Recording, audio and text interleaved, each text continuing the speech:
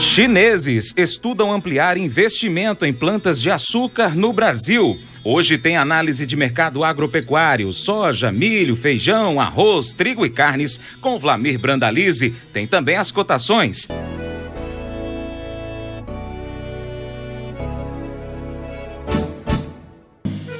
Acordo de manhã para prosear no mundo do campo, as notícias escutar. Vem com a gente em toda a região com o seu programa Paracatu Rural. Tem notícias, informação e o mais importante, sua participação. Programa Paracatu Rural. Programa Paracatu Rural.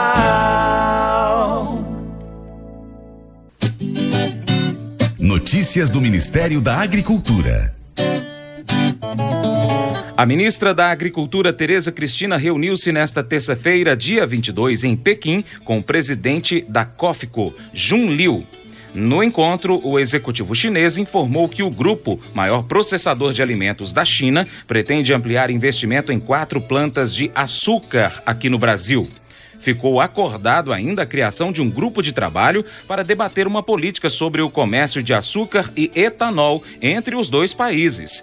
Na China, a ministra Tereza Cristina destacou que o Brasil tem condições de fornecer cada vez mais produtos agropecuários de qualidade para o mercado chinês, entre eles milho, sorgo, gergelim e amendoim. De acordo com a ministra,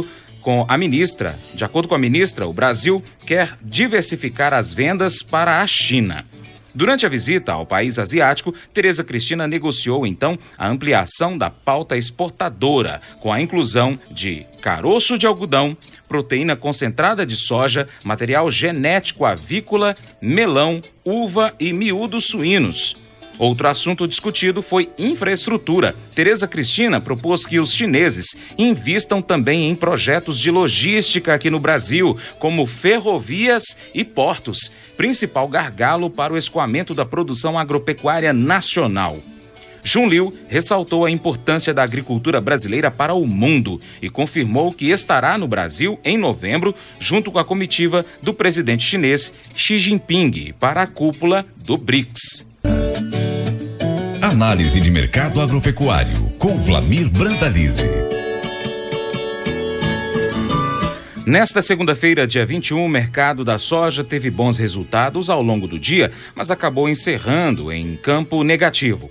Os contratos para novembro 19 ficaram cotados a $9,33, menos 0,75, e vencimento março 20 fechou em $9,50, menos 0,25. Para o consultor Vlamir Brandalize, o mercado segue na defensiva, aguardando que a China tenha uma presença mais efetiva nas compras de produtos agrícolas dos Estados Unidos. Além disso, ele explica que o avanço da colheita nos Estados Unidos é um fator que pressiona os preços. O USDA, Departamento de Agricultura dos Estados Unidos, divulgou ontem, dia 22, seu novo reporte semanal de acompanhamento de safras, com bom avanço da colheita no país. Ainda assim, tanto na soja quanto no milho, há um expressivo atraso.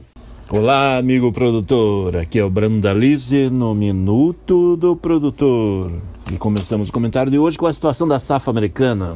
O USDA divulgou aí na semana as condições da safra, que no caso da soja estão estáveis frente à semana anterior, com 54% de áreas boas e excelentes, frente aos 66% do mesmo período do ano passado. Então as lavouras seguem em condições ruins, como desde o começo da temporada.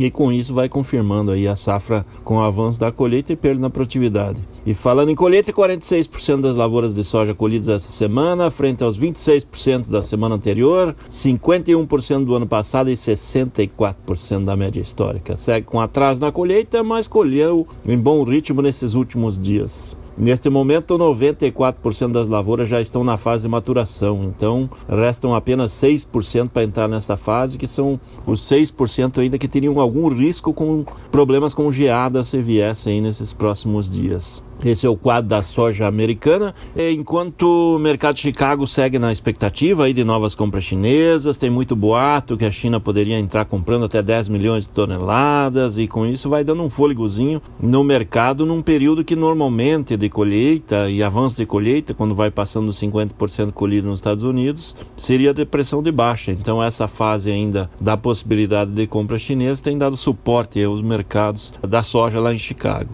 Com relação ao mercado brasileiro, a semana vai de negócios, novamente fechado aí na faixa de R$ 91 nos portos brasileiros, com fôlego de pagar até melhor aí na semana. Mercado da safra nova teve negócio até R$ 90 também aí para março, abril, maio. Então o mercado segue firme com negócios e produtores e comerciantes aproveitando para fazer médias aí boas aí para os fechamentos. Então segue com negócios aí. A safra velha já tem um ritmo bem avançado de comercialização, com cerca de uns 12% no máximo ainda para ser negociados. E a safra nova também avançando a comercialização, já indo para a faixa de uns 30% negociados. Também bom ritmo aí nesse ano, aí, nesse momento. Com relação aos dados da semana aí divulgados pela SECEX, a exportação da soja segue bom ritmo. Neste mês de outubro, aí, ainda faltando 9 dias úteis para fechar o mês, tem 3,1 milhões de toneladas já embarcadas. E no ritmo atual, aí, tranquilamente, vai passar de 5 milhões de toneladas no mês, se caminhar no que veio aí nos últimos dias. O acumulado do ano está com 67,8 milhões de toneladas exportadas, é o segundo melhor acumulado da história, somente abaixo do ano passado, que o ano passado teve recorde histórico de safra, recorde histórico de exportação, e no ano passado, no mesmo período, tinha 72,2 milhões de toneladas exportadas. Na soja grão, 67,8. A projeção do uso da exportação total do ano dos Estados Unidos é 48,3. Então vejo, nós já estamos muito à frente, né? Estamos aí com um volume muito adiantado frente, e ainda temos ainda 2 meses e meio praticamente para fechar o ano, onde devemos fechar acima de 75 milhões de toneladas de grãos exportados. No complexo soja, o Brasil já está com 82 milhões de toneladas exportadas e com espaço aí para trabalhar o fechamento do ano na faixa das 90 a 95 milhões de toneladas potencial do complexo soja para este ano de 2019. Esse é o quadro da soja, que segue favorável ao produtor, que deve continuar negociando nesses próximos dias, tanto sobras da safra velha como também safra nova, que segue com grande interesse dos compradores.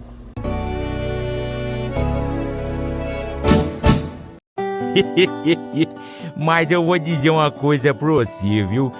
Se quiser colocar propaganda sua aqui nesse programa, eu vou dizer um negócio, você vai ter um resultado bom demais, senhor. Isso mesmo, é facinho, senhor. Você pode entrar em contato com os meninos ligando o telefone deles, é o 38, é o 991810123, bem fácil. É muito bom porque aí a sua empresa vai sair dentro de um programa que é ligado aí ao homem para a mulher do campo. É bom ou não é, só?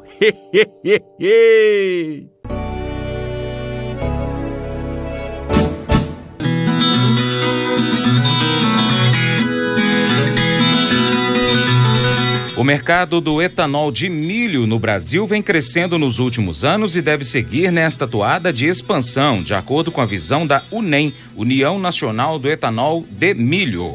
Os dados da entidade dão conta de que a produção deste tipo de biocombustível no estado do Mato Grosso, por exemplo, cresceu 66% no último ano e hoje já corresponde a 1,4 bilhão de litros no país. Segundo o presidente da UNEM, Guilherme Nolasco, os dados de projeção apontam que essa produção ela deva chegar aos 2 bilhões de litros ainda em 2020 e crescer dos atuais 5% de representatividade no total de biocombustíveis brasileiros para 20% em até 10 anos. Para sustentar este crescimento, diversas novas usinas de produção de etanol de milho estão em processo de implementação.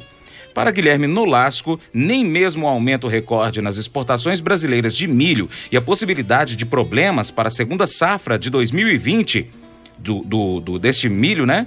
Após o atraso então do plantio da soja, vão abalar então o otimismo do setor, uma vez que a liderança acredita na oferta abundante do cereal para atender toda a demanda e também na valorização dos preços aos produtores. No mercado do milho, O USDA aponta aí a maturação em 86% das lavouras, o ano passado era 99% e a média 97%, ou seja, no caso do milho continua com atraso, como também na soja, e ainda com riscos aí de perdas se houverem geadas fortes nos próximos dias. A colheita está em 30%, na semana passada era 22% da safra americana colhida, o ritmo até não foi tão rápido como foi da soja, o ano passado era 48%, a média 47%, está com mais atraso no milho do que na soja efetivamente aí. Então, esse é o quadro. Houve uma leve melhora na qualidade das lavouras, agora com 56% de lavouras boas excelentes, semana passada era 55%, mas ambos estão muito abaixo dos 68% do ano passado. Então, esse é o quadro do milho lá nos Estados Unidos, que vai mantendo as cotações firmes também em função de que a safra é menor do que a expectativa, que as projeções, e voltou a se comentar em 345 milhões de toneladas ou menos, frente às 350 do USDA, né? No mercado brasileiro, os negócios também estão escassos e o mercado segue pressionando para cima em função da necessidade das indústrias de ração de buscar milho e ainda segue comprador nos portos, né? Então, mercado de porto aí na faixa de 40 a 41 reais, até acima aí conforme o porto.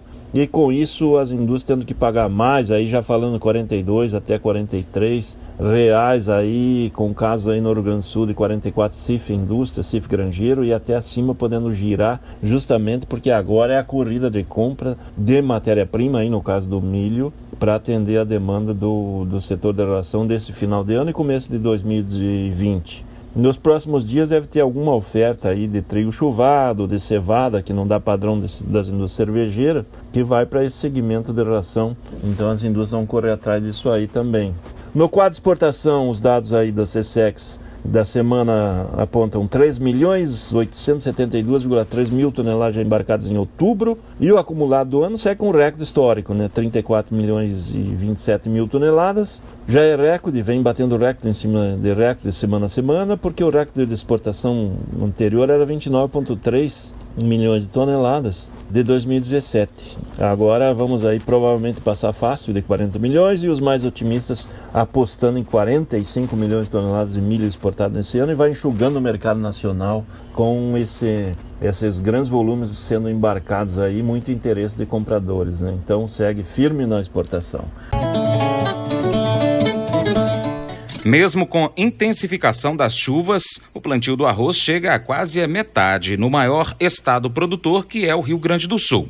Mas para a próxima safra, vale um alerta aos consumidores brasileiros e ainda aos sojicultores. Os custos de produção do arroz estão maiores que os lucros, e as áreas de arroz do maior produtor do cereal do Brasil serão substituídas por lavouras de soja. Brandalize traz pra gente as últimas notícias sobre o arroz, feijão e também trigo, que está sofrendo com as chuvas. No mercado do arroz segue sem grandes novidades no sul, com os produtores voltando a plantar em função do tempo aberto, o sol voltou a brilhar e agora já passando da metade das lavouras plantadas, mas vai confirmando aí queda de mais de 50 mil hectares de área frente ao ano passado, alguns já apontando que deve superar 60 mil hectares, outros 70 mil hectares de queda em relação à safra passada. O produtor reclamando das cotações aí de 44, 46, 47 reais, porque aponta o custo na faixa de 50. E com isso vai dando fôlego aí para o avanço da soja em cima de áreas arrozeiras no mercado gaúcho, o maior produtor brasileiro, que tem indicativo da IRGA de plantio de 946 mil hectares. Então esse é o quadro do momento do arroz gaúcho, que é o principal volume que sai da safra brasileira e que vem com a queda provável de 5% ou mais na área plantada, que está sendo plantada agora, em decorrência dos baixos preços praticados nos últimos 4, 5 anos aí, que o arroz vem trazendo prejuízo para os produtores. No mercado de varejo do arroz segue em boa demanda, e a notícia boa é que nesses últimos dias tem saído promoções aí de redes de supermercados, chamados Black Friday, aí, onde que tem mostrado boa demanda de arroz e feijão. Os varejistas com muitos produtos em promoção, e o que alguns comentam é que muito consumidor está deixando promoção de queijo de lado, de produtos mais caros, e está levando arroz e feijão para casa. Muitos carrinhos aí com um limite máximo aí de compra de arroz arroz e feijão, aproveitando os bons momentos aí dessas promoções de Black Friday desse momento do varejo. Com isso vai ter bom ritmo de reposição aí nessa virada de outubro para novembro nas reposições do arroz beneficiado junto ao varejo, dando fôlego também aí para que as indústrias coloquem atualização ou cortem descontos aí nas novas negociações em cima da demanda de novembro, que deve continuar aquecida para arroz e feijão. E falando em arroz e em feijão, o mercado também segue ainda no vazio de oferta, poucas ofertas nacionais, pouca colheita, e mercado comentado do momento na faixa 145, 150 a 170, 180. Alguns vendedores falando que têm conseguido acima para as novas negociações aí que vão para os empacotadores que vão atender o varejo do começo de novembro. Então, novembro tem colheita aí no estado de São Paulo, partes do norte do Paraná, algumas coisas, mas os volumes ainda serão pequenos e pontuais aí, porque parte da safra foi comprometida com geadas e frio e tem baixa produtividade, então não vai ser grande volume aí que vai entrar no mercado nessas próximas 4 semanas, 5 semanas que vem pela frente, e isso vai dando fôlego para o mercado feijão se manter estável ou firme, né? Então esse é o quadro do nosso amigo feijão. Esse não é uma situação parecida que passa o trigo, né? O trigo tem chuvas no Rio Grande do Sul, teve chuvas em Santa Catarina e parte do sudoeste e sul do Paraná, que acaba prejudicando um pouco a qualidade. Então muita gente preocupada que parte do trigo pode não dar padrão de farinha, pode não dar padrão de exportação, e com isso o mercado vai calmo, né? Vai mercado calmo, as indústrias trabalhando com o contêiner na mão, não atuando muito, e dessa forma os indicativos não conseguem reagir, né? Os indicativos de porto estão na faixa 770, 780 reais para o nível de exportação, e se for importar trigo, chega acima de 900. Então esse é o quadro do momento em que o produtor está recebendo abaixo de 700 reais a tonelada do trigo. A colheita deve avançar aí agora, começando a efetivamente avançar no Rio Grande do Sul a partir desses próximos dias em diante, e o principal devendo ser colhido em novembro, né? No Paraná já está bem adiantada a colheita e vai restando o sudoeste e centro-sul do estado, que ainda tem produto para ser colhido no trigo.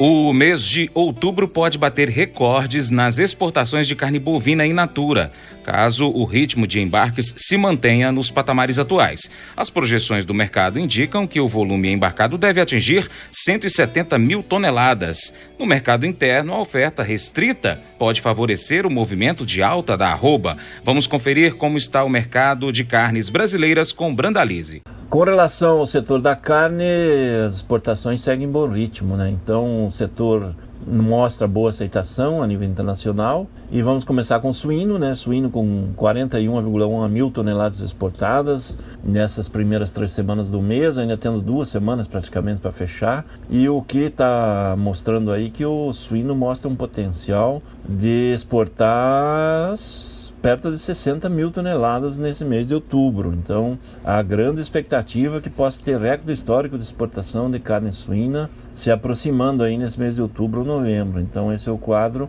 do suíno, que está com 495,3 mil toneladas já exportadas, e ainda faltando 2 meses e meio para fechar o ano. Caminhando aí rapidamente para ser um excelente ano, como foi as exportações de suíno em 2016, né? Quando que tivemos recorde histórico de exportação e chegamos a 628,3 mil toneladas de suíno exportadas. O setor do frango já está com 208.500 toneladas exportadas e também andando a passos largos, devendo ser superior a setembro, que teve 299 mil toneladas exportadas, e no acumulado deste ano já está com 3.053 mil toneladas exportadas e seguindo a passos fortes aí. Frango brasileiro é o mais competitivo do planeta, mais barato, melhor qualidade, tudo favorável para seguirmos exportando, e boas expectativas para 2020 aí no setor da carne de suíno e frango na exportação.